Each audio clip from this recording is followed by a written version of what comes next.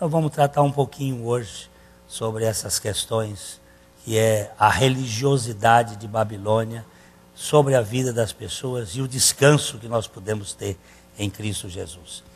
Então, este cântico aqui, a Deus demos glória com grande fervor. Seu Filho bendito por nós todos deu.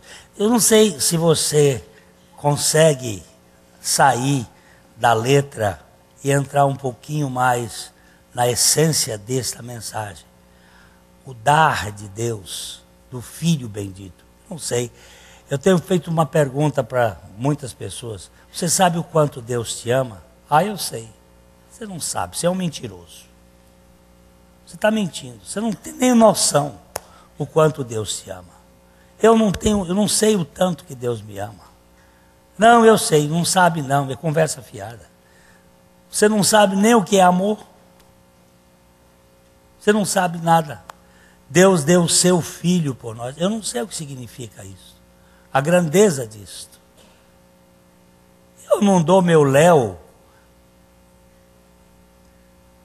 pela Madre Teresa de Calcutá, que já foi. Achei ela na cabeça aqui, porque eu não achei outro moderno que tivesse assim um comportamento tão correto. Quem é que você me daria aí? Um moderno aí que seria gente assim, nobilíssima. Tá difícil. Tá difícil achar. Não dá pra gente achar com facilidade, não. Quem manda ela? Manda outro aí, que esse não tá ruim. Esse é pior ainda. Mas olha, a Deus demos glória. O que é dar glória? Com grande fervor. Não sei nem o que é fervor. Fervor. A única coisa que eu vejo de fervor quando eu boto a chaleira lá em casa para esquentar e ela começa a apitar e o fervor Mas o que é fervor de crente? Não sei. Porque quando eu converso com a maioria dos crentes, e quando eu estou conversando com eles, nós estamos murmurando. Então, eu não sei o que é fervor. Com grande fervor. Seu Filho bendito por nós todos deu. Passa aí. O dedinho, assim. A graça concede ao mais vil pecador. Concede. Conceder é dar, é presentear. A graça concede. Nós não conquistamos a graça. Agora tem uma turma aí da pesada que gosta de carregar Votorã. Você sabe o que é Votorã? Aqueles sacos de cimento. Estivador. Tem gente que gosta de carregar peso. Tem prazer. Não, nós temos que nos esforçar. Ele diz, a graça concede ao mais vil pecador, abrindo-lhe a porta de entrada no céu. Aí, vamos lá.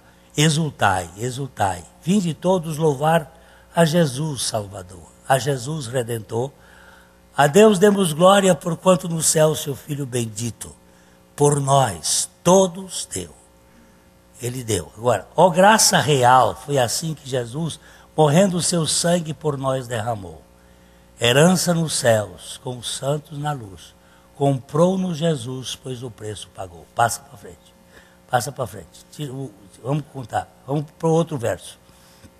A crer nos convida tal rasgo de amor nos merecimentos do Filho. Nos merecimentos do Filho de Deus. Nos merecimentos do Filho. Não nos nossos merecimentos.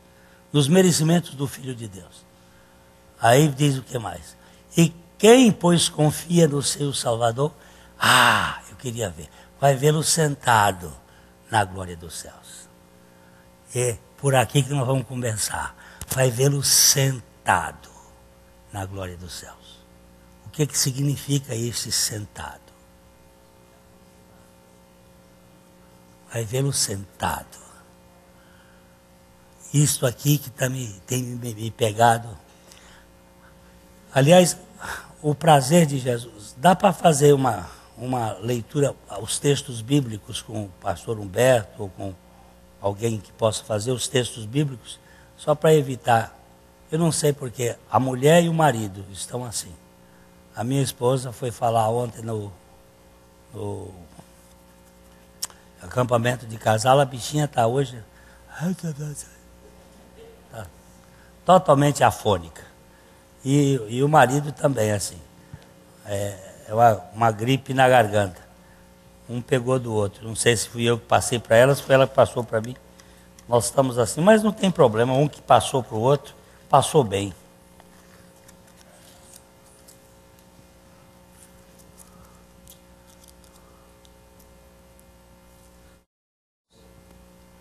Tá bom, tá. Vamos começar aqui. Jesus, quando ia ensinar, eu outro dia falei sobre isso aqui, quando ele ia ensinar, ele sentava.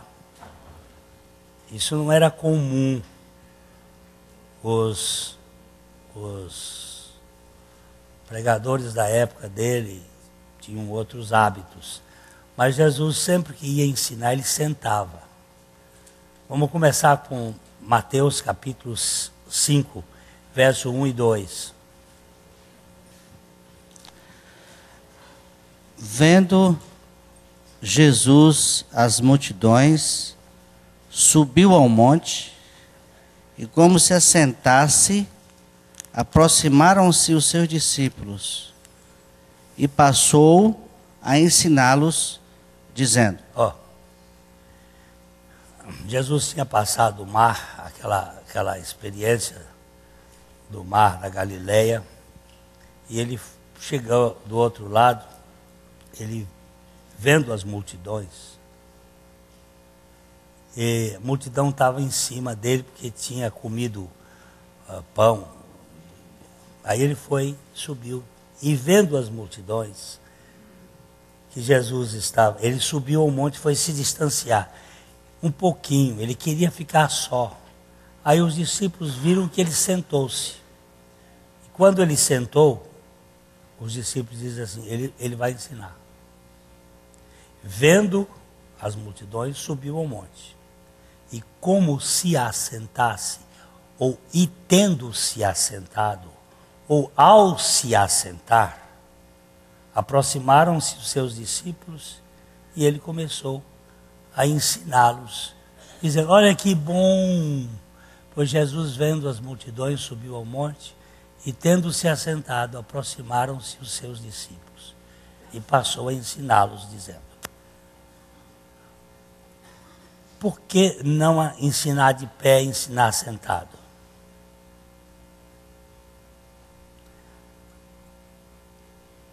Jesus nunca pretendeu fazer política ou fazer uma espécie de conquista de corações para os seus discípulos. Ele às vezes, quando falava, os discípulos iam embora. Eu queria que vocês achassem esse texto aí, sem que eu desse o endereço, onde fala que Jesus, tendo pregado uma mensagem muito dura, os discípulos foram embora. Vocês sabem? Alguém sabe? Humberto parece que já sabe onde é. É João. E aonde será que está? Qual será o capítulo? É João 6, 60. Pode ler. Muitos dos seus discípulos, tendo ouvido tais palavras, disseram, duro é este discurso, quem o pode ouvir? E aí foi que Jesus disse para eles. Mas Jesus, sabendo por si mesmo que eles murmuravam a respeito das suas palavras, interpelou-os, isto vos escandaliza? E aí mais um pouquinho. Quem será, pois, se virdes o Filho do Homem subir para o lugar onde primeiro estava? O Espírito é o que vivifica, a carne para nada aproveita. As palavras que eu vos tenho dito são espírito e são vida. Contudo, há descrente entre vós, pois Jesus sabia desde o princípio quais eram os seus que não criam e quem o havia de trair. Ele prosseguiu: por causa disto é que eu vos tenho dito, ninguém poderá vir a mim se pelo Pai não lhe for concedido. Olha, ele está mostrando que não adianta você chegar para você querer ser discípulo de Cristo se o Pai não quiser. E ele faz uma pergunta, acho que no verso 66. Ó, por causa disso? Por causa disso, muitos dos seus discípulos voltaram para trás e não andaram mais com ele. Ó, muitos dos discípulos, olha, presta atenção no muitos dos discípulos, deram no pé. E aí o que é que ele disse? Do 67. Mas Jesus, sabendo por si mesmo que murmurava a respeito de suas palavras, interpelou-os. Não, vos 67. 67.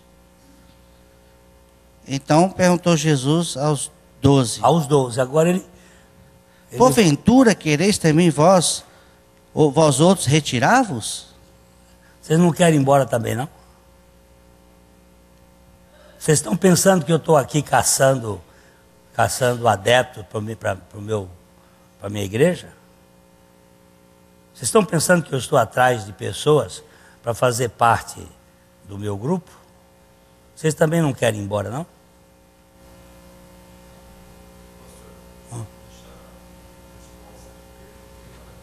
Pronto. Nós vamos para ela. Vamos parar não, não vamos parar não. Aliás, você lê a resposta de Pedro. Mas leia lá que ele vai dar a resposta de Pedro. Olha lá.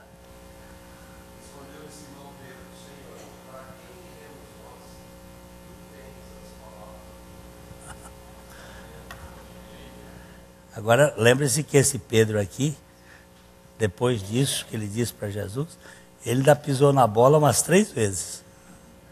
Mas Jesus não desistiu dele nunca. Porque Jesus nunca desiste. E ele disse, se vocês não querem ir embora, pode ir. Jesus sempre foi muito educado com as pessoas. Ele não força ninguém a segui-lo. Mas desde o momento em que aquela pessoa recebe a Cristo e vem, Jesus nunca mais desiste dele. Ele nunca mais desiste de você.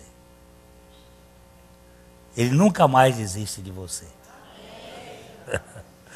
Ele nunca mais vai desistir da sua família. Irmão, nós precisamos ter muito isso olhando para nós. Porque Ele não salva só. E crê no Senhor Jesus Cristo e será salvo. Tu e a tua casa. Como é que minha casa vai crer se eles não creem? É que no momento em que você crê, você vai orar ao Senhor por a sua família. E nós temos aí 1 João capítulo 5, versos 14 e 15. 1 João capítulo 5, 14 e 15. Vamos ver o que é que diz esse texto. E esta é a confiança que temos para com Ele, que se pedirmos alguma coisa segundo a sua vontade, Ele nos ouve. E se sabemos que Ele nos ouve, quando ao que lhe pedimos, estamos certos de que obtemos os pedidos que lhe temos feito. Essa versão da diz, sabemos que já alcançamos as coisas que lhe temos pedido. Não é alcançaremos, já alcançamos. E como é que eu sei que é da vontade de Deus a salvação da minha família? Como é que eu sei disso? Você não tem que basear nunca em seu eu acho. Eu acho não faz sentido para você. Eu acho tanta coisa que depois eu perco. Mas a Bíblia não deixa essa coisa para nós. Vamos ver 1 Timóteo capítulo 2, verso 1 a 5. Antes de tudo, pois, exorto que se use a prática de súplicas, orações, intercessões, ações de graça em favor de todos os homens. Antes de tudo. Continua. Antes de tudo, em favor dos reis e de todos que se acham investidos de autoridade, para que vivamos vida tranquila e mansa, com toda piedade e respeito. Isto é bom e aceitável diante de Deus nosso Salvador, o qual deseja que todos os homens sejam salvos e cheguem ao pleno conhecimento da verdade. Por quê? Até o 6. Por quê? Porquanto há um só Deus e um só mediador entre Deus e os homens, Cristo Jesus, homem, o qual a si mesmo se deu resgate por todos, testemunho que se deve prestar em tempos oportunos. Opa, está aí, não está? Deus quer a salvação. Ah, mas eu não sei se Ele quer a salvação do meu filho. Ele quer a salvação de todos. E Ele nos deixou com uma tarefa. Cada um de nós tem, aliás, 2 tarefas. A tarefa de pregar e a tarefa de orar. Ide por todo mundo e pregai o Evangelho a toda a criatura. E Ele diz, orai por todos os homens. Tem o lado dos homens que você vai orar para ter vida mansa e tranquila. Orar pelo prefeito. Mas ele não é do meu partido. Mas eu sou do partido de Jesus que manda orar por eles. E aí nós não temos outra alternativa. Agora, Jesus ao ensinar, ele sempre ensinava sentado. Porque ele não estava querendo conquistar as mentes. Vamos olhar Lucas capítulo 4. Lucas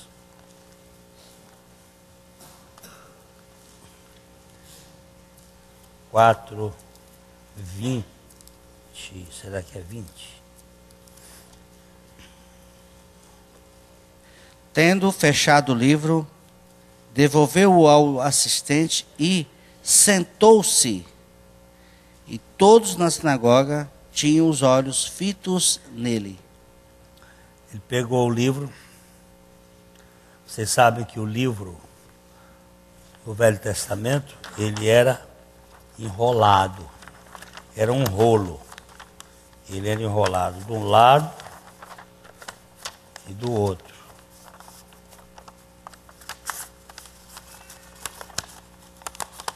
E eles iam lendo, à medida que eles iam lendo, eles iam desenrolando o livro.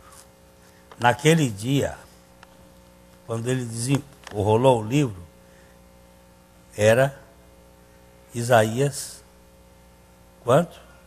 61. O Espírito do Senhor está sobre mim, porque me enviou para pregar aos pobres, etc. Quando ele abriu o livro, era a leitura daquele dia. Ele leu, rodou para frente, entregou ao assistente ou acólito, sentou. E os olhos de todos estavam fitos nele, porque ele ia começar a ensinar. Ele diz, hoje se cumpriu estas escrituras a meu respeito. A turma ficou braba. Como é que você que é um homem, filho de José, um carpinteiro, pode dizer que hoje se cumpriu essa escritura a teu respeito? Tu não és o Cristo. Ficaram bravos com ele. Como muita gente fica brava quando se prega, por exemplo, Cristo morreu, todo mundo aceita, mas você morreu com Cristo? Isso não é verdade. Isso não é verdade. Porque eu sinto meu eu dentro de mim vibrando. Mas você não crê que a palavra de Deus é a verdade e que a verdade começa de dentro para fora? Que a gente sabe, a gente crê e a gente entende. Primeiro se sabe, depois se crê, depois se entende. Primeiro se sabe. É preciso saber. Vai e pregue o evangelho para as pessoas saberem o que aconteceu. Depois que você sabe, você não vai discutir com esse assunto. Você vai crer ou não vai crer. Se você crer, é sua, a experiência é sua. E depois que você crê, você entende. Jesus assentado. Vamos virar a página de Lucas e vamos para 5, 1 e 2 e 3.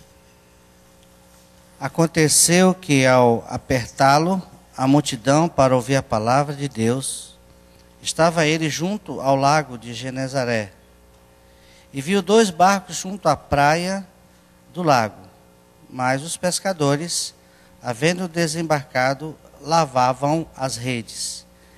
Entrando em um dos barcos, que era o de Simão, pediu-lhe que o afastasse um pouco da praia, e assentando-se, ensinava do barco as multidões. Presta atenção, como ele gostava disso. Por que ele não ficou em pé dentro do barco? E por que ele entrou no barco? Ele sabe muito bem que o espelho d'água é o melhor comunicador de som. Ele entrou num barco, afastou um pouco. Ele não tinha microfone, como eu tenho. E as multidões, quantas pessoas estariam ali quando ele esteve ensinando? Segundo os estudiosos, não menos de 15 mil pessoas.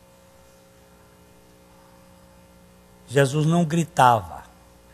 O fato dele estar sentado era melhor para o diafragma ficar mais relaxado e não falar alto. Você fica de pé e os ministros de música sempre pedem para a gente ficar de pé, para a gente cantar, porque você aí fica com o diafragma livre e pode fazer sentado, você fica com o diafragma forçando, que já é mais difícil. Mas Jesus não tem ideia de fazer força para comunicar. Quando você vê pregador gritando muito, é que ele não tem muito argumento. Então o grito serve para basear. Não precisa gritar não, pode falar. E o ensinar tem a ideia de conversar mesmo. Ele conversava, ele sentado. A gente podia ver vários outros textos. Vamos para João capítulo 8.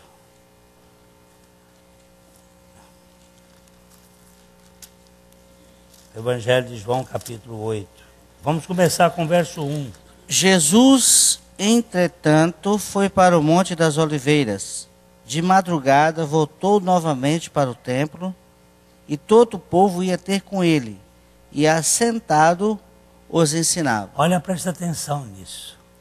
Ele foi para o Monte das Oliveiras para um período de oração. Isso é a última semana da sua vida aqui na terra. Aí ele foi para o Monte das Oliveiras para orar. Ficou lá um tempo. Ele gostava de ir ao Monte das Oliveiras orar. Era um lugar tranquilo. E de madrugada ele veio para o templo. E o que acontecia quando ali, pela manhã, cedo. Algumas versões chegam a dizer pela madrugada. Voltou ao templo e todo o povo vinha ter com ele. E Jesus, sentando-se, os ensinava. E é o que foi que aconteceu quando ele estava sentado ensinando. Verso 3. Os escribas e fariseus trouxeram à sua presença uma mulher surpreendida em adultério, e fazendo-a ficar de pé no meio de todos. O que será aqui? Puseram a mulher de pé no meio de todos. Jesus sentado. Eles chegaram querendo exposição. Pegaram a mulher, A mulher foi apanhada aonde? Adultério. Com quem? Sozinha. Então era masturbação, não era adultério. Porque não pode ser sozinho. Cadê o homem? Onde é que estava o homem? A lei mandava que os dois fossem apedrejados. Por que eles trouxeram só a mulher?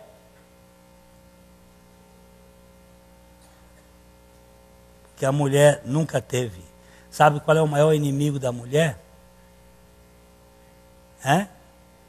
O diabo. Porém, inimizade entre ti e a mulher. Toda a perseguição contra a mulher tem sido feita pelo diabo. O diabo não gosta de mulher. Sabe por quê? Porque da semente da mulher iria nascer aquele que ia esmagar a cabeça dele.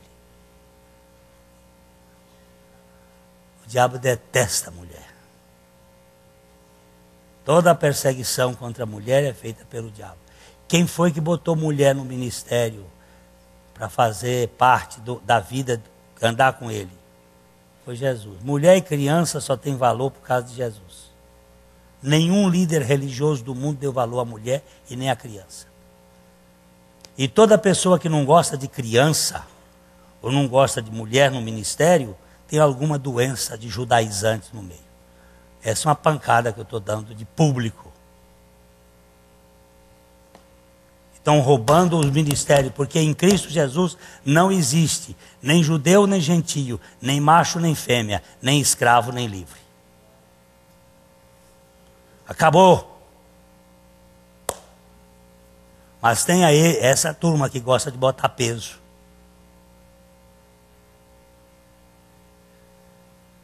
Judaizantes. E eu vou começar a pegar neles agora. Porque eles estão vivos e ativos no planeta Terra. Em 1990 nós pregamos, cuidado com os judaizantes. Está aí gravado. Mas o bicho ressuscita todo dia. E a nossa igreja está infestada de judaizantes.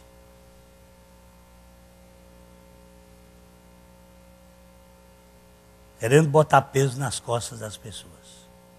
O reino de Deus é reino de...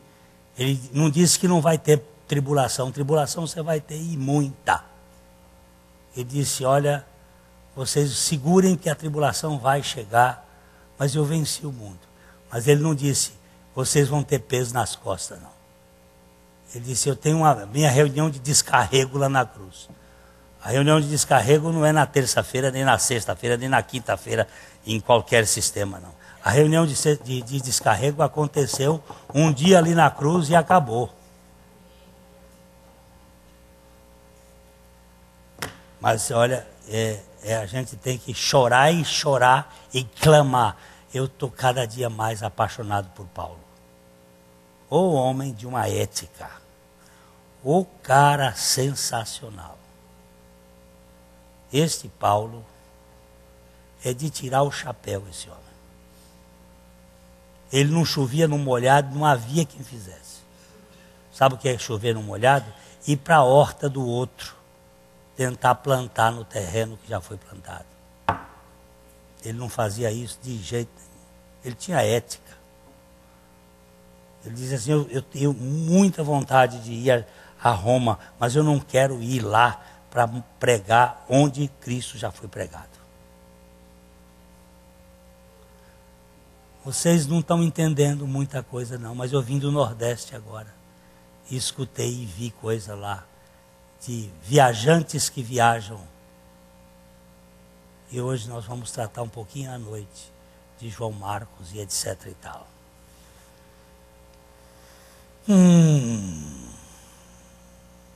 Continua, vamos vendo aí. Vai o verso 5, Humberto. Verso 5.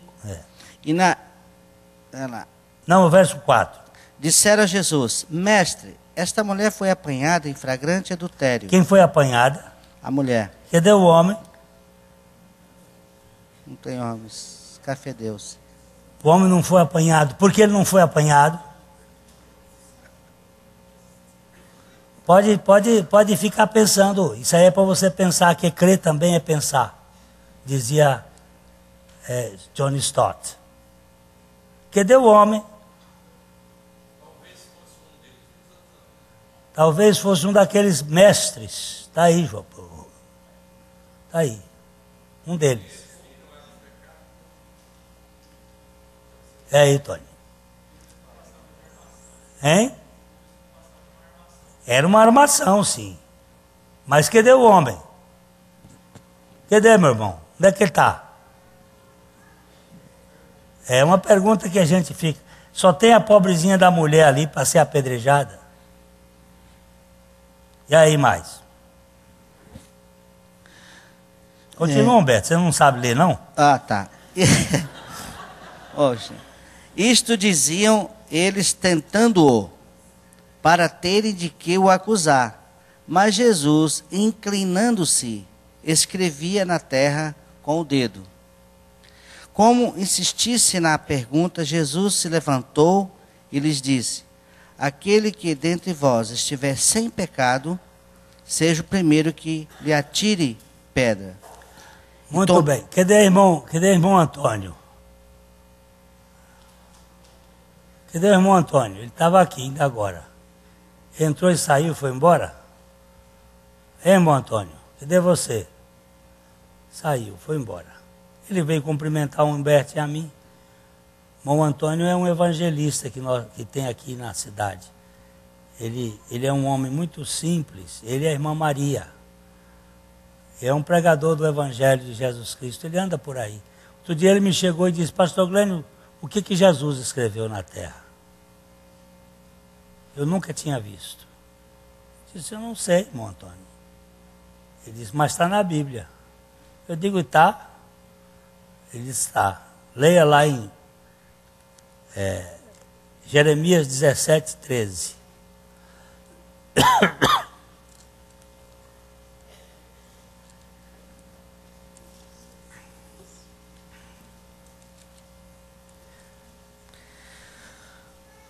O Senhor, esperança de Israel, todos aqueles que te deixam serão envergonhados. O nome dos que se apartam de mim serão escritos no chão, porque abandonam o Senhor, fonte das águas vivas. Ó, ali no que ele cedilha é ó Senhor, esperança de Israel. Todos aqueles que te abandonarem serão envergonhados. Os que se apartam de ti serão escritos sobre a terra. A outra versão diz no chão, a outra versão diz serão escritos no pó, porque abandonaram o Senhor, a fonte das águas vivas. É por isso que Jesus escreveu duas vezes. Ele escreveu uma vez, mas o número era grande. Aí ele levanta a cabeça e diz assim: ó, aquele que tiver sem pecado, segura a primeira pedra. E voltou a escrever de novo no chão. O número era muito grande. Ó, os que apartam de ti serão escritos no chão, no pó ou na terra. E os que chegam para ele serão escritos onde? Lucas, capítulo 10, versículo 20, será? Vamos ver se é esse ou se é 20 e 10.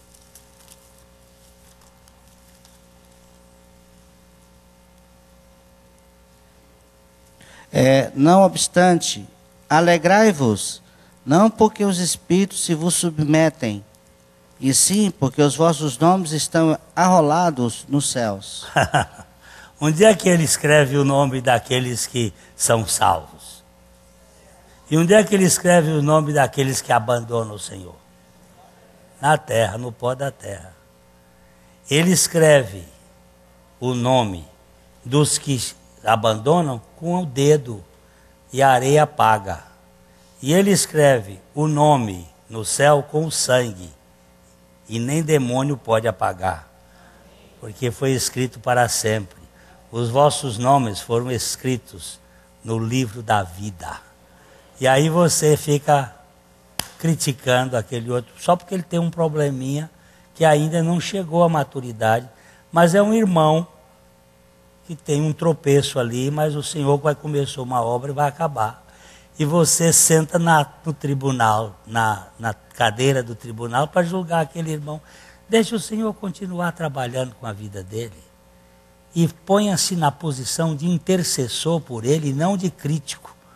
Porque de crítico você não vai ajudar em nada. E como intercessor você vai ser uma bênção na vida daquele irmãozinho, na vida desse pastor aqui. Você vai encontrar tantos defeitos na minha vida, mas se você ficar batendo nele nos defeitos, você não vai, porque primeiro que você não vai me dizer. Se você viesse, até podia ser uma bênção, mas você diz para outro que aí aleja. Agora, se você disser assim, ô papai, cuida do Glênio, que é um cara que não faz determinada coisa que devia fazer. Papai, em vez de você ficar aí, bebê, vai diante do pai e diz, ô papai, cuida dele, cuida do Dagô. O Dagô tem dado tanto trabalho para mim. Aí você fica contando para ele. E o papai de Dagô vai fazer a obra da vida do Dagô. E vai pegar o Dagô, vai cuidar dele. Daqui a pouco o Dagô começa a ser quebrado, e aí ele diz assim, mas o que foi? Diz assim, olha, Deus também ouve oração. Ouviu a minha, ó, quebrou o Dagô. Os irmãos são bênção na vida dos outros irmãos. E aqui, queridos, Jesus escreveu o nome deles na areia e deixou lá. Eu acredito que foi isso mesmo que aconteceu. O nome deles. E o seu nome está escrito aonde?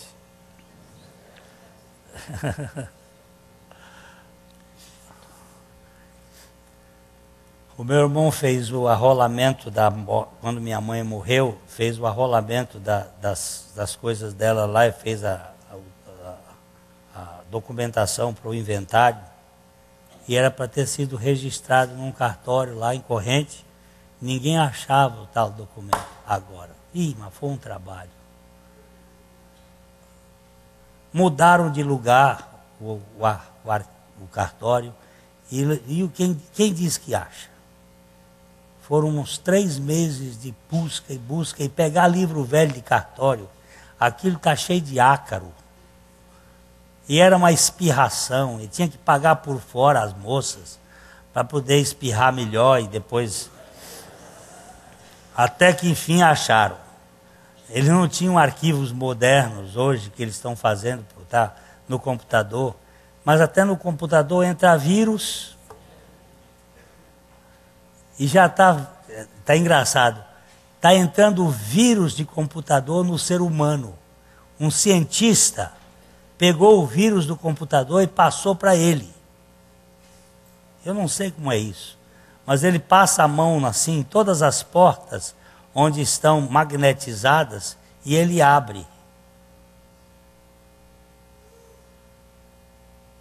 Então ele estava dizendo, não use chip, porque eles podem botar vírus no chip e você vai ficar magnetizado. É um cientista inglês que fez essa experiência. Um doutor da Universidade de Cambridge, que botou vírus de computador nele. Eu não sei como é que faz, mas botou. E ele agora abre todas as coisas onde tem os chips que foram colocados, e ele vai com a mão assim e vai abrindo. É coisa do capiroto mesmo, não é? Agora, Jesus ensinou sentado até o momento da cruz, quando ele teve que ficar em pé, pendurado da terra. Foram 6 horas, 3 horas e 3 horas. 3 horas como o nosso substituto e 3 horas como nosso representante. 3 horas das 9 da manhã ao meio-dia, ele era o nosso vigário. Ele era o cordeiro que ia fazer a obra expiatória em favor da humanidade. Ele não tinha nenhum pecado. Mas ao meio-dia, o Pai virou as costas para ele e jogou sobre ele a iniquidade de nós todos. E jogou sobre ele os nossos pecados. A partir do meio-dia, o Pai botou uma cortina no sol e apagou o sol por 3 horas. Nenhum fenômeno geológico ou astrológico pode explicar esse fenômeno. O sol escureceu por 3 horas. Porque o Pai não queria mostrar a face do Filho para a humanidade. Ele se tornou tão feio, tão retorcido, tão desprezado, que não fazíamos caso dele algum. Mas naquela hora, foi uma hora importante, aquelas 3 horas, ele não estava mais como o nosso vigário, ele estava como um que morria a morte do pecador. Ele era pecado por nós, ele era nosso representante, ele era identificado conosco no pecado. E quando o seu sangue foi derramado, ele morreu por inanição. A causa da morte de Jesus foi, todo o seu sangue foi derramado. Ele teve anemia profunda. Ele não tinha doença, mas ele tinha as dores. Ele não tinha pecado, mas ele recebeu os pecados. E ele perdeu todo o seu sangue. E o seu sangue caiu. E naquele momento em que ele disse, está consumado, houve um terremoto na terra. E a pedra que estava colocado rachou. E o sangue dele desceu até o buraco onde estava feito um buraco no Calvário, que era o lugar onde tiraram as pedras para construir o templo. É o lugar que os judeus fizeram os túneis e que no tempo de Nabucodonosor, essa é a teoria moderna que está na internet, que os Illuminati não deixam publicar isso de jeito nenhum, em livro nenhum. E os 2 arqueólogos que descobriram isso já foram mortos. No tempo de Nabucodonosor, quando a cidade foi cercada por Nabopolassar, o sumo sacerdote Ananias pegou a arca junto com os sacerdotes e correu lá para debaixo do Calvário e botou a arca lá e taparam as entradas com pedras. E de 586 até 1994, de Indiana Jones a todos os filmes possíveis, a busca da arca perdida, todo mundo procurava essa bendita arca. Onde é que essa arca está? Onde é que ela ficou? Ela não aparece lá nos escombros de Salomão, de Nabucodonosor, lá na Babilônia. Nós encontramos a bacia, nós encontramos os instrumentos. A arca e o candelabro sumiram. Mas a arca é o lugar mais sagrado. E agora esse cientista diz que achou essa arca lá em 74. E só depois de 2000 é que eles começaram a contar. E ele pegou, tirou uma raspinha de cima, depois de limpar com um pincel a arca, viu que tinha um sangue, um lugar de sangue. Mas podia ser sangue de boi. Teve quantos bois puseram ali em cima? Mas ele viu que o sangue era diferente, porque sangue de boi é sangue de morte. E havia um vermelho, e ele raspou, ou tirou com cotonete aquilo e mandou para Londres. E ali descobriu que era sangue, sim, mas de mulher, e não de homem. Porque o sangue de homem tem morte. Por um homem entrou o pecado no mundo, e com o pecado entrou a morte. E a Bíblia diz que era da semente da mulher que iria nascer aquele que havia de esmagar a cabeça da serpente. E o sangue não tinha. Descobriram lá no laboratório em Londres que não tinha 46 cromossomos. Porque se fosse de ser humano tinha que ter 46 cromossomos. 26 da mulher, 23 da mulher e 23 do homem. Só tinha 24 cromossomos. Mas por que 24? Se sangue de mulher só tem 23? É que tem um cromossomo de Deus. Ele é o Cordeiro de Deus que tira o pecado do mundo. Isso corre na internet, por baixo dos panos, não pode ser publicado.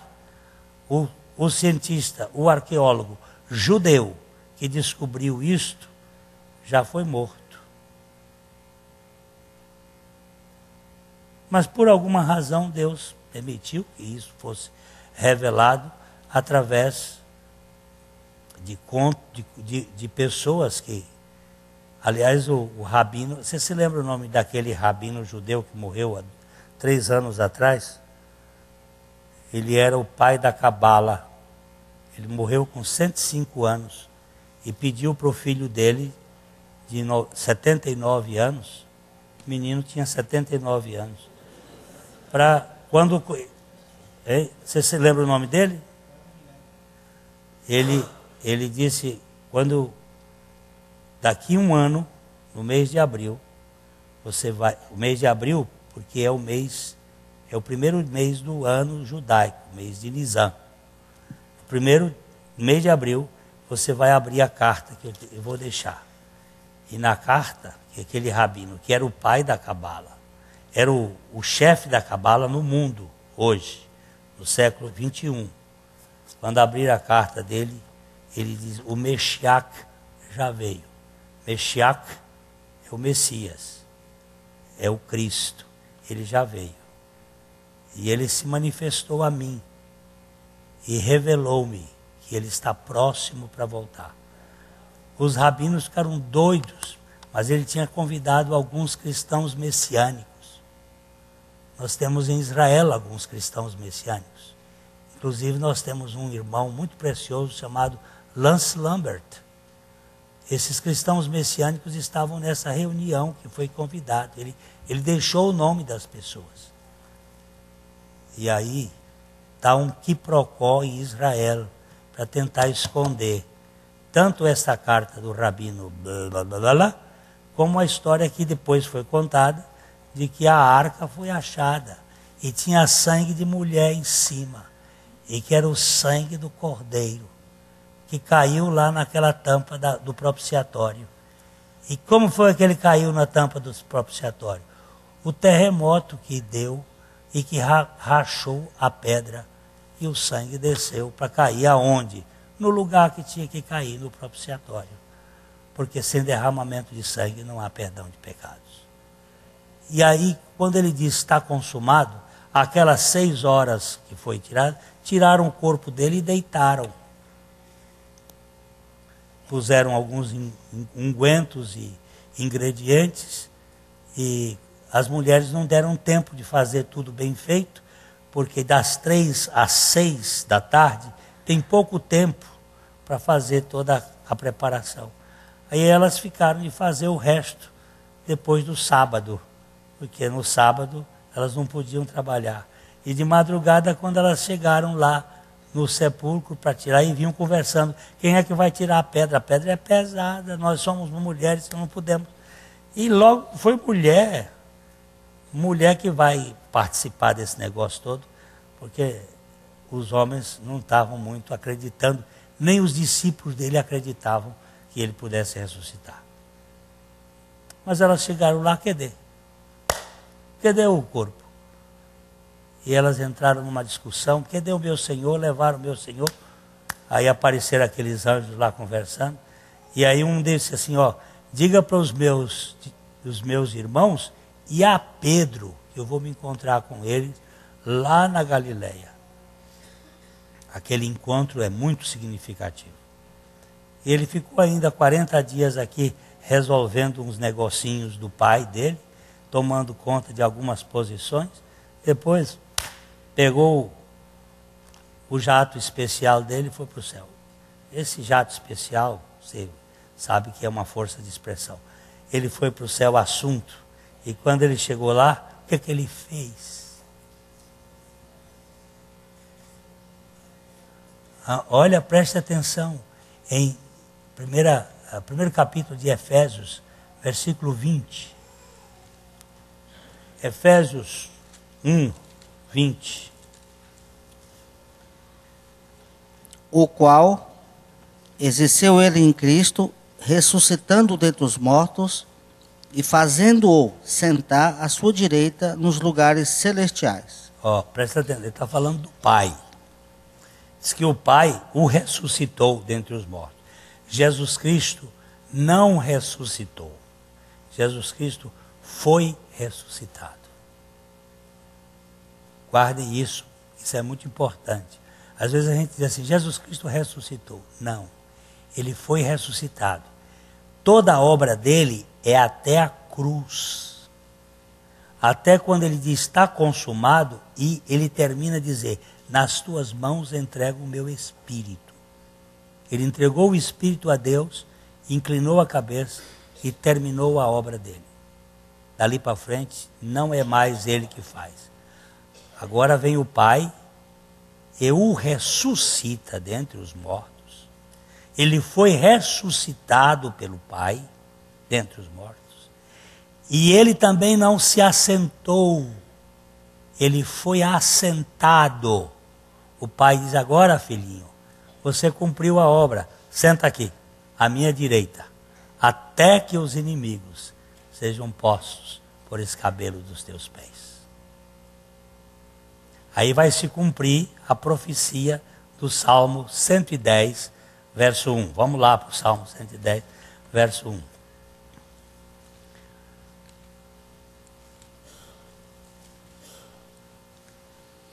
Disse o Senhor ao meu Senhor, assenta-te à minha direita, até que eu ponha os teus inimigos debaixo dos teus pés. Presta atenção. Disse o Senhor Adonai ao meu Senhor Javé, assenta-te à minha direita, até que eu ponha os teus inimigos por escabelo dos teus pés. O Pai agora diz, você já cumpriu a obra, vai ficar sentado. Como é que está o nosso sumo sacerdote? No Velho Testamento, o sumo sacerdote não se assentava em tempo algum. Nenhum sacerdote se assentava. No Velho Testamento, os sacerdotes trabalhavam o turno dele todos de pé. Não havia cadeira no tabernáculo, nem no templo. Era o tempo todo de pé.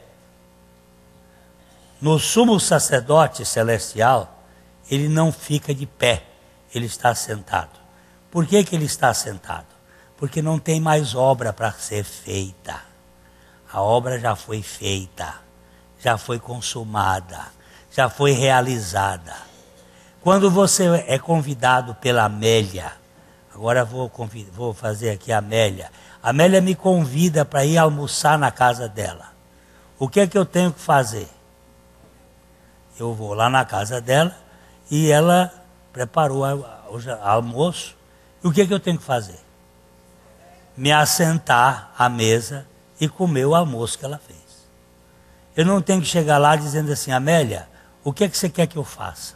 Se ela me convidou, ela que banque você está vendo? Eu trouxe um jerimum para você, lá do Piauí. Você já recebeu? Não. Já recebeu? Tudo. Até aquele maracujá. Mas aquele é bom, Amélia. Azedo. Mas faz o doce da casca. Faz o doce. Experimenta. Azedo que é uma beleza, mas é trata de fazer e eu vou almoçar na sua casa. Faz o convite. Não, faz o convite. Eu vou sentar lá, eu vou conversar com você. Ó, presta atenção. Eu não vou chegar lá e não vou lavar a louça depois, não. Pode deixar que outro lava. Quem dá o banquete é que dá a comida e e você chega e come, senta e vai embora. É assim que faz. O que Jesus fez? Ele fez a obra, ele consumou a obra. E ele nos convida a nos assentarmos juntamente com ele. Vamos dar uma lidinha. Ele assentou-se, né? Ele assentou-se. Vamos dar uma lidinha em Efésios. Efésios capítulo 2, verso 6. E juntamente com ele nos ressuscitou e nos fez assentar nos lugares celestiais em Cristo Jesus. Ó, ele nos ressuscitou e juntamente com ele nos fez sentar nas regiões celestiais em Cristo Jesus. Não só Cristo se assentou, mas nós estamos assentados. Mas você não está sentado, Glenn, você está em pé. Humanamente falando, do ponto de vista biológico, eu estou aqui em pé. Mas do ponto de vista espiritual, eu já estou assentado nos lugares celestiais em Cristo Jesus. Nós não vivemos pelos sentimentos, nós vivemos pela fé. Fé na palavra de Deus. Estamos assentados nos lugares celestiais em Cristo Jesus. Vamos para o primeiro texto de Hebreus, já estamos no fim. Hebreus capítulo 1, versos de 1 a 3. Vamos olhar. Deus. Peraí, deixa. Hebreus de 1 a 3, ele está abrindo o seu coração diante da grandeza, da majestade, da sublimidade de Cristo. O escritor aos Hebreus, ninguém sabe quem foi. Existem muitas discussões. Pessoalmente, eu acho que é Paulo. Mas isso sou eu. Não posso assinar embaixo. É uma sensação que eu tenho de que foi Paulo que escreveu. Alguns acham que foi Apolo, outros acham que foi Priscila, a esposa de Áquila, mesmo porque depois de 13 capítulos, diz assim, escrevi resumidamente. Só pode ter sido uma mulher, porque escreve tanto e depois diz resumidamente. Então, alguns acham que foi Priscila. Havendo Deus outrora falado muitas vezes e de muitas maneiras aos pais pelos profetas, nesses últimos dias nos falou pelo Filho, a quem constituiu o herdeiro de todas as coisas, pelo qual também fez o universo. Ele, que é o resplendor da glória e a expressão exata do seu ser, sustentando todas as coisas pela palavra do seu poder, depois de ter feito a purificação dos pecados, assentou-se à direita da majestade nas alturas. Assentou-se. Por que ele assentou-se? Porque ele fez a purificação dos pecados. Tem pecado mais para ser purificado? Não. Ele já fez a purificação dos pecados. E nós o que temos que fazer? Crer. E mais. Crer. E mais. Crer. E mais. Ficar crendo. Porque o justo viverá pela fé. Os irmãos foram visitar a irmã Eugênia Maziero, e aí eles estavam me contando, ela fez 109 anos. Aí ela disse, contando assim, ela dizia, eu sou muito feliz, eu vivo no céu. Jesus já levou todos os meus pecados. Olha só, eu vivo feliz, eu estou no céu. Eu já vivo no céu. Eu vejo algumas aí, mas eu ainda vejo umas imperfeições em mim. Calma, ele não acabou a obra. Vai crendo, vai descansando, vai esperando somente no Senhor. Esperei com paciência pelo Senhor, ele se inclinou para mim e me tirou de um lago, um charco, me colocou os pés sobre uma rocha firme. Essa rocha firme é Cristo, e me colocou hinos na minha boca, e todos vão ouvir esse hino, e vão ficar muito felizes, vão glorificar o Senhor, porque Ele fez uma obra maravilhosa. Ele está assentado na majestade nas alturas. E eu também estou com Ele. O que o escritor vai dizer no capítulo 8 de Hebreus 1, 2 e 3?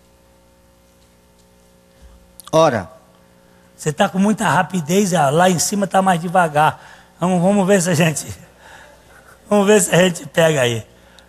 Ora. Espera aí, Humberto. Agora você. Hebreus capítulo 8. Agora vai. Ora, o essencial das coisas que temos dito é que possuímos tal sumo sacerdote que se assentou à destra do trono da majestade nos céus, como ministro do santuário e do verdadeiro tabernáculo que o Senhor erigiu, não o homem. Pois todo sumo sacerdote é constituído para oferecer assim dons como sacrifícios. Por isso era necessário que também esse sumo sacerdote tivesse o que oferecer. Ora, se ele estivesse na terra, nem mesmo sacerdote seria, visto existirem aqueles que oferecem os dons segundo a lei, os quais ministram em figura e sombra das coisas celestes, assim como foi Moisés divinamente instruído, quando estava para construir o tabernáculo. Pois diz ele, vê que faças todas as coisas de acordo com o modelo que te foi mostrado no monte. Aquele tabernáculo que foi mostrado a Moisés, foi mostrado tudo, mas não foi mostrada a cadeira. Moisés copiou tudo, menos a cadeira. Que lá no céu ele tem uma cadeira. Ele disse o que temos. Voltando lá para o verso 1, vai lá Zezé, no verso 1. Ora, o essencial das coisas que temos dito é que possuímos tal sumo sacerdote que se assentou à destra do trono da majestade nos céus. O que nós temos de sumo, de essência, de fundamental, o que nós temos é o nosso sumo sacerdote assentado. Por que ele está assentado? Porque ele já consumou a obra. Não tem mais obra nenhuma para fazer. Não tem mais nada para fazer. Mas não tem mais nada? Nada. O que você vem que fazer agora? Você tem que sentar na mesa e pegar. Preparas-me uma mesa, até na presença dos meus inimigos. Unges a minha cabeça com óleo, meu cálice transborda. Eu tenho agora que usufruir dos benefícios dessa eterna salvação. Irmão, todo aquele que quiser botar peso nas suas costas, corra dele. Porque ele não é ministro da graça, e sim ministro da lei.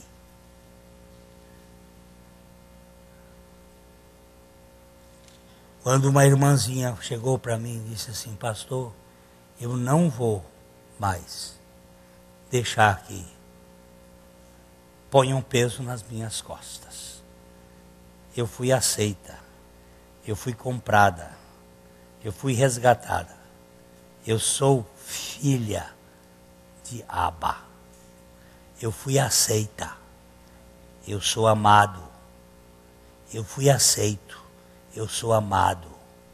Ninguém pode me desaceitar de Deus. Ninguém pode desmanchar o que Cristo fez.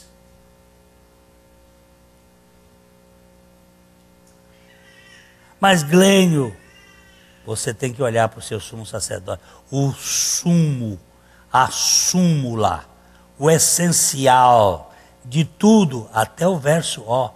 Ele tinha falado 7 capítulos. Ora, do que estamos dizendo, o ponto principal, o ponto essencial, a coisa fundamental é esta. Temos um sumo sacerdote que se assentou. O que é isso? O ponto central é que o nosso sumo sacerdote está assentado. Mas o que significa isso? Significa que a obra dele foi cumprida. Eu estou falando com a igreja que está dormindo. Está dormindo. Ela não está sabendo que está.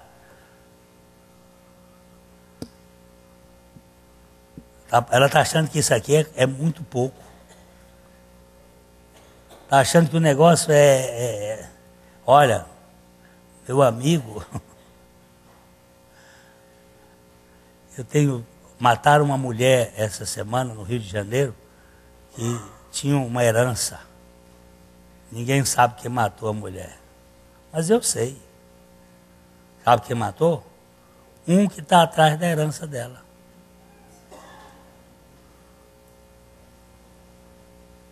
Quem matou foi um que está atrás da herança dela. Por que Caim matou Abel?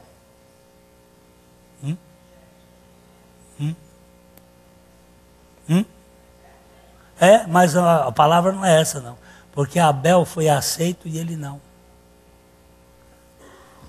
Ele cheirava suor. A oferta dele tinha CC. E a oferta de Abel tinha sangue, tinha graça, tinha o sacrifício de Cristo. Era aceito. Toda pessoa aceita, herdeira, é perseguido. Ele diz assim como o que nasceu segundo a carne perseguiu o que nasceu segundo a promessa, assim também agora. Esaú caçoava de Isaac. Por que caçoava de Isaac? Ismael caçoava de Isaac. Por que caçoava de Isaac? Porque ele era carne. Carnalidade é isso aí. Você achar que a coisa tem que ainda fazer. Já foi feito, meu irmão. Já foi feito. Toma posse do sua herança. Agora eu vou terminar dizendo assim. Deus chegou para Abraão e disse assim: Abraão, eu tenho te dado uma terra que vai do rio Egito, do rio Nilo, até o Eufrates, que vai do mar, do grande mar, até o deserto do Golfo de Acaba. Sabe o que significa isso? Egito, Israel, Jordânia, Síria, Líbano, Irã, Iraque, Arábia Saudita. Tudo isso pertence a Israel. Por direito de dádiva. A Primeira Guerra Mundial tinha como finalidade destruir o conceito das nações individuais. A formação de uma organização que se chamaria Liga das Nações e que foi formada ONU depois. A Segunda Guerra Mundial tinha como fundamento destruir as moedas nacionais para o estabelecimento de uma única moeda, e ela está caminhando, vai. A Terceira Guerra Mundial é entre Israel e os árabes. Ela está sendo montada, o Ahmadinejad está sendo um instrumento para ser montado para que a guerra aconteça. Vai acontecer dentro de pouco tempo, muito pouco tempo. E quando ela acontecer, Israel vai tomar todo esse território, do Egito até o Eufrates. Se vocês quiserem ver, vivam. E vocês vão ver que esse livro nunca foi e não será tripudiado. Só para vocês terem uma noçãozinha de uma coisinha bobinha. Uma coisinha boba. Vamos abrir. A gente já devia ter ido embora, mas só. Isaías capítulo 24, versículo 20.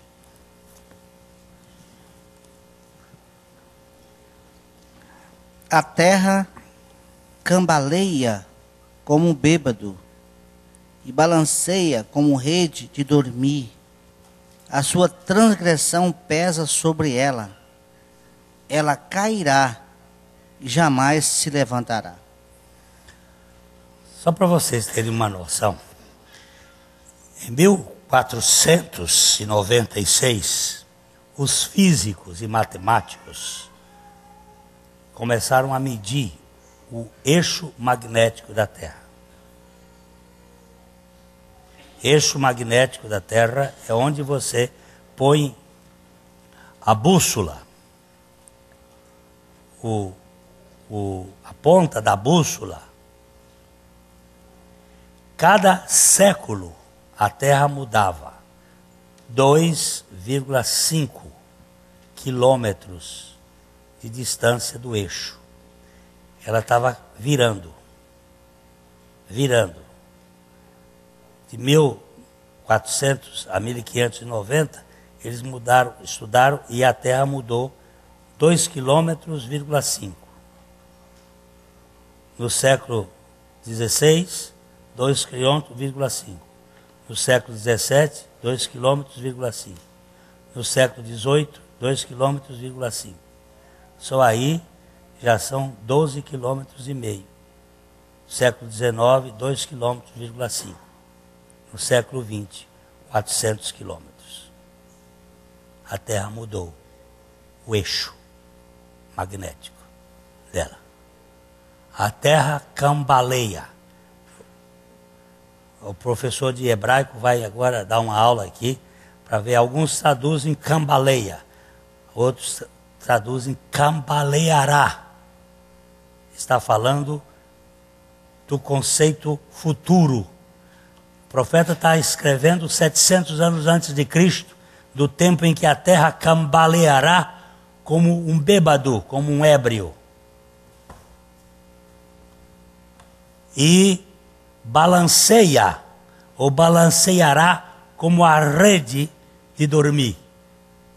Essa é Jafa. O que é JFA?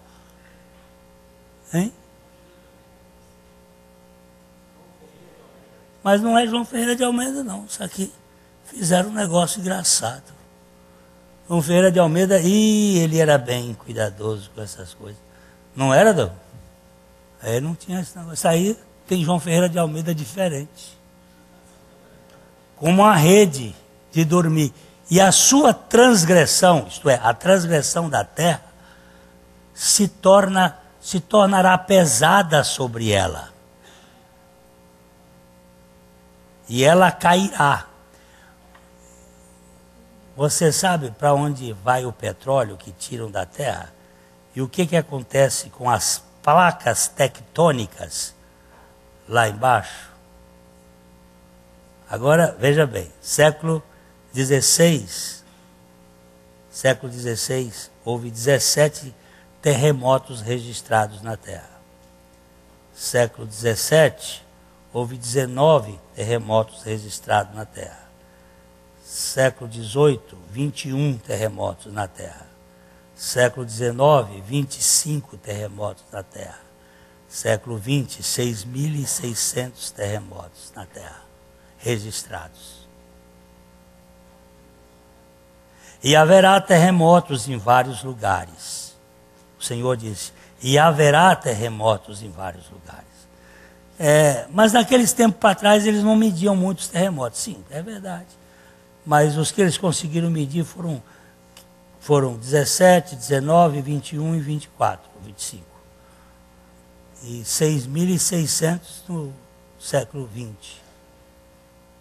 E a Terra está assim, ó. E você vai para a China e uma chuva doida, você vai para outro lugar, é fogo que ninguém consegue apagar, e é um negócio, é uma secura doida, e você vai para um lado, e a bicha está meio bebadona. E nós tirando o petróleo de dentro da terra e deixando cair dentro do mar, e o mar morrendo, os peixes morrendo. E a gente não sabe o que faz, e aí diz o que faz, e a terra lá. Mas ele disse, vocês não ficam preocupados não, que eu vou botar um novo céu e uma nova terra, onde habita a justiça. Eu vou botar fogo nessa mesma aí, porque aqui tem poluchia demais. Eles estão querendo acabar com as poluchias de Londrina, com as pombas. Mas como é que pode acabar com esses milhões de pombas? com aquele grupinho de falcão que eles vão soltar aí, não vai dar conta, não. Não vai dar conta, não, é pouquinho. E o falcão só vai dar uma espantadinha. Tem que acabar com essa raça mesmo, morrendo. Ah, mas não pode matar as bichinhas. Só que as bichinhas dão puluxia. E a puluxia dá doença cardíaca e algumas doenças incuráveis. A moça, é Sueli, aquela do peitão? Hein? Não, essa daí é café pequena. É a de 12 quilos. Sheila. A de silicone. Não consegue abraçar os seios. Tá com o braço todo cheio de... Sabe o que é?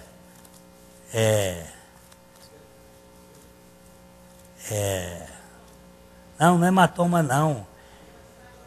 É a bichinha, aquela matadeira que fica de hospital. O que chama ela? Essa...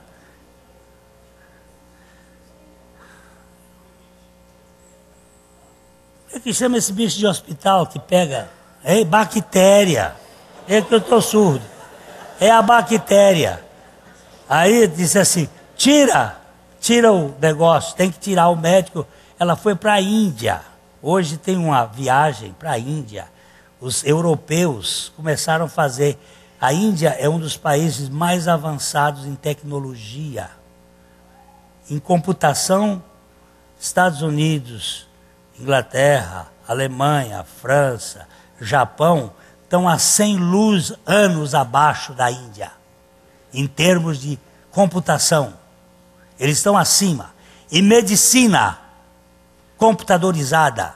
E medicina eles estão há N anos. É uma pobreza desgraçada. Mas em termos de cabeça, eles estão na frente, muitos anos. E levando gente para fazer a operação mais barata. Europeu. E uma bactéria resistente veio para a Europa. Eles não estão conseguindo matar a bactéria. Ela está lá matando. A Sheila está com a tal da bactéria. E o médico disse, tem que tirar o troço do silicone. Não, prefiro morrer. Mas eu não tiro, porque eu quero ir para o Guinness Book. Eu quero ir com o peito maior do mundo. Pois é. Isso é a nossa Sheila. Mas a Sheila, outros piores ainda por aqui, que estão achando que deitar no colo daquele que satisfaz, quando João encontrou bem no peito de Jesus e botou a cabeça e disse, quem é? Ele disse, é aquele que mete a mão comigo no prato. Mas ele não vai ter vez. Eu quero que você descanse no meu colo e você saiba que eu fiz uma obra perfeita. Dava tempo para falar mais uma coisa, mas eu vou dizer uma coisa aí. Cristãos de Deus, façam festa na fogueira, celebrem na cadeia, cantem quando vocês forem desprezados, tende por motivo de toda alegria o passardes por várias provações, sabendo que a provação da vossa fé, uma vez confirmada, produz a perseverança. Bem-aventurados sois quando injuriarem e mentindo disserem todo o mal contra vós por minha causa. Exultai-vos, alegrai-vos, porque grande é o vosso galardão no céu. Porque assim perseguiram os profetas que viveram antes de vós. Façam festa quando estiverem criticando vocês. E coloque a coroa quando estiverem elogiando vocês no pé do Cordeiro e glorifique a Ele. Ele ficou sentado porque tudo está realizado. A mensagem que você acabou de assistir faz parte do Ministério de Comunicação Palavra da Cruz. Temos um grande acervo de estudos bíblicos em áudio e vídeo. Distribuímos também, gratuitamente, o jornal mensal Palavra da Cruz. Entre em contato conosco pelo fone fax 0 operadora 43 3322 3037 ou pelo e-mail com@palavradacruz.com.br. Visite-nos também pelo site www.palavradacruz.com.br. Graça e paz.